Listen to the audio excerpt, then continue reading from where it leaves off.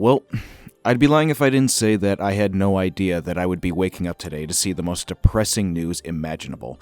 This is certainly not the Christmas present that I wanted to receive this holiday week. The upcoming new animated Avatar movie, The Legend of Aang, The Last Airbender, slated to release later next year in October, is officially dead on arrival, as Paramount is no longer giving it a theatrical distribution, but a streaming one instead, and it will release on Paramount Plus day one. They also announced some new cast along with this, and we will go over all of it in this video. I guess for the sake of it, we'll start with the good news, if you want to call it that, which revolves around the new voice cast additions they made.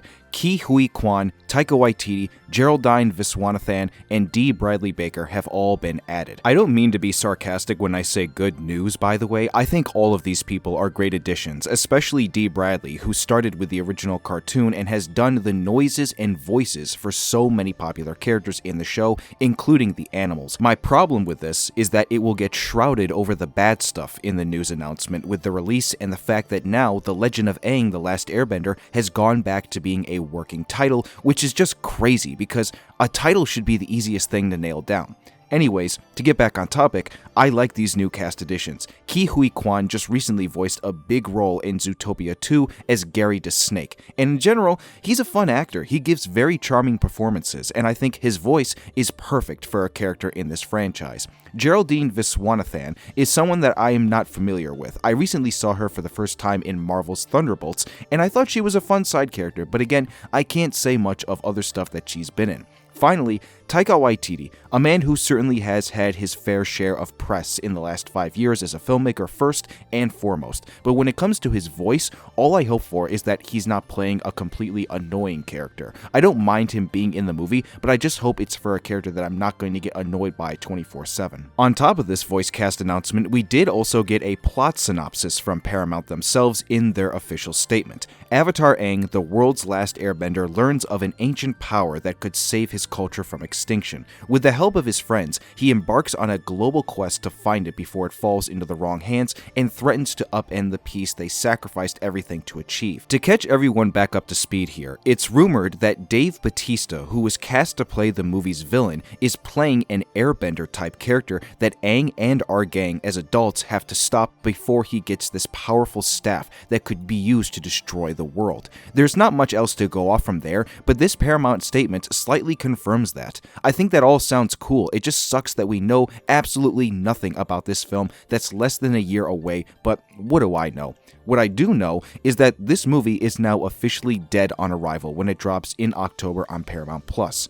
Yes, I know this is me jumping the gun quite a bit with that statement, but if we are just being completely real about this situation, who is really going to care all that much that this movie is dropping on one of the worst streaming services in the world by subscription numbers? I hate to break it to you, there are not going to be that many people who sign up for Paramount Plus only to get this movie to watch it and then churn on their subscription to the platform. Churning basically just means that they subscribe to only watch one thing and then they unsubscribe afterwards. I can almost guarantee that that is something that you will see happen quite a lot. It's bad enough as it is that Paramount as a studio is just in shambles at the moment. Not only are they in current development hell with so many of their projects, but they are also in much deeper shit with what they are doing with the Netflix merger that's been going on for the last month or so. They are so desperate for Netflix to buy their studio, and it just shows that the leadership at this company has no idea what they're doing. It's a political mess inside of that merger deal, and it's also a creative mess as well, because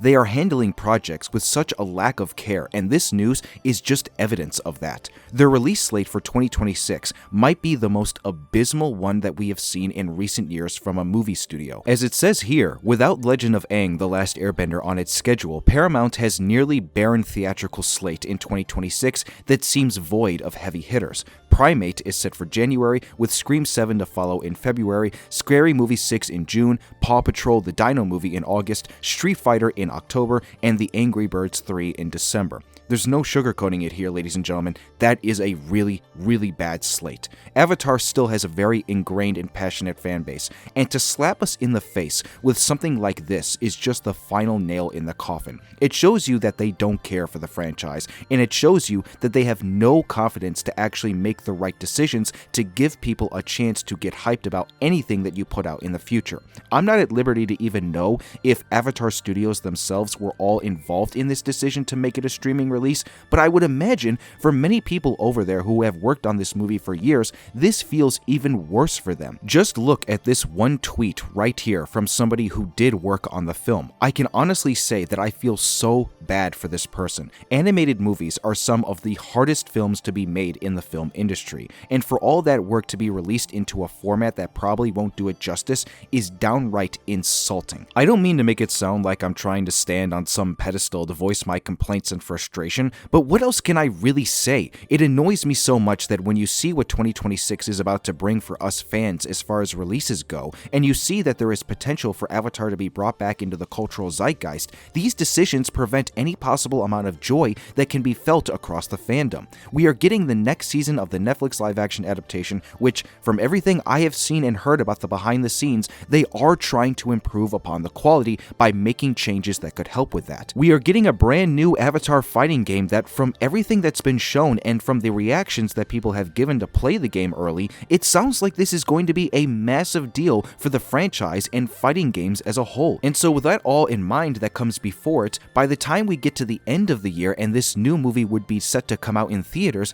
this would almost be a perfect layup for them to capitalize off the hype from those other two projects that are coming out. And that's not even to include the fact that we are getting other new books that are coming out, which is where a prominent amount of Avatar media has come from when the big screen stuff has lacked in quantity. Paramount, by making this decision, loses just about any trust left from the fans that still have it within them to think that they care about what happens with Avatar. Avatar is not necessarily a full-blown anime, but it does have qualities in it that are anime adjacent. And given the fact that we are seeing animated movies and anime-based films do very well in theaters as of some recent examples that have come out, this could be another case that shows how successful they actually are. When you have the popular Avatar name attached to that, your first instinct is to think that somewhat similar amount of success could come from it from other stuff that we've seen in 2025. Unfortunately, Paramount is probably the last studio on the planet that should own anything right now. They are simply struggling to make anything work with what they already own. I have no idea if Paramount is going to see the backlash of this and reverse the decision to put it day one on streaming, but one can only pray at that point. I would not be holding your breath for that to happen, given that their sole focus right now is to make sure that they are bought out by Netflix and nothing more. Even they are failing just as much to make that happen. This decision is a major blow to the entire franchise, and another step in the direction of Avatar as a whole potentially being lost as a property that even me as a content creator will be able to care about and make content out of. Me and my fellow other Avatar content creators are ready to go into 2026 with as much anticipation as possible to start making way more content that we have been before, and it's decisions like this that prevent that from happening. It's a sad day, folks, and this is certainly not the way that I was hoping to end my 2025 going into next year with everything that is coming our way. And with that being said, I'm going to end the video there. I do apologize if I sound a little off with my voice. I am currently coming down with a bit of a cold, so that's some other bad news that I get to deal with other than this. But what do you all think about this news relating to the new voice cast, the story details, and the streaming service release change? Drop a comment and let me know your thoughts. If you did enjoy the video and want to see more, be sure to give it a like, and if you are new to this channel, subscribe and turn on that notification bell. Thank you all for stopping by Uncle Iroh's Tea Shop. I hope everyone here has a wonderful rest of the day, and I will see you all soon for the next video.